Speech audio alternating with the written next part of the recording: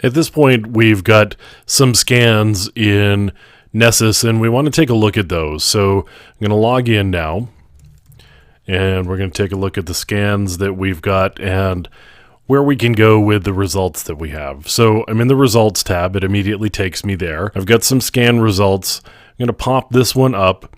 And of course, it brings me to the hosts summary, and I've got the 3 hosts that I had scanned in this particular one. And we've got a nice little graphical breakdown of the vulnerabilities and the different classifications for them. But what I want to do is go to the vulnerabilities tab at this point.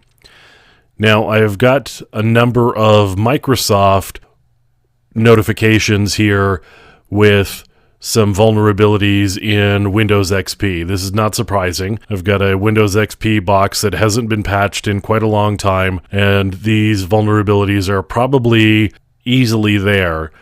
I could actually go in and log into the box and see whether the patch has been installed, or I could see whether Metasploit has an exploit against these, and I could test the exploit. That may be a way of double checking to see whether these vulnerabilities are really there or not. Because at the end of the day, you can't always trust the vulnerability scanner because it does rely on various things like banners and other types of signatures to determine whether a vulnerability exists or not. Now, some of these here, we've got like a Firefox vulnerability. This is a local vulnerability, and it may be one of those that you don't even want to report on necessarily, depending on what other mitigations are in place. In reality, we provided the credentials for this particular server, and Nessus was able to log in and just see whether there were packages that were outdated and whether there were any vulnerabilities that were attached to them. And it did find these. But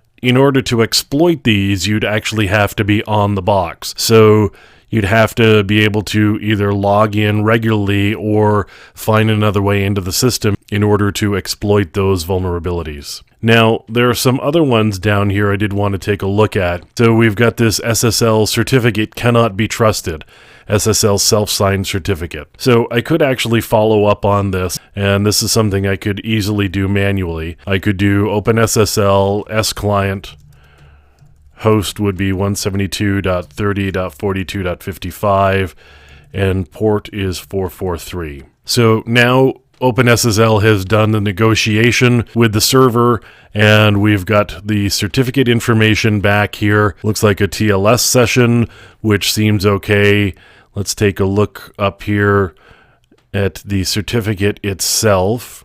And it does say it's a self-signed certificate. So that is potentially a problem depending on what the reality of the situation is. That may be something that's worth taking a look at. It may in fact be a rogue server. So that may be something that you want to take a little bit of a closer look at.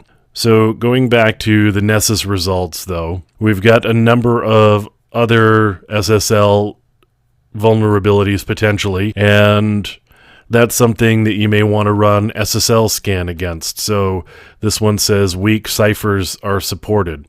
And we've got a list here of the ciphers on port 25. And it does say that there are weak ciphers are supported. You could double check it with SSL scan. This is going to be pretty reliable. It does have the ciphers listed here. And right here are the weak SSL ciphers. They have less than a 56-bit key.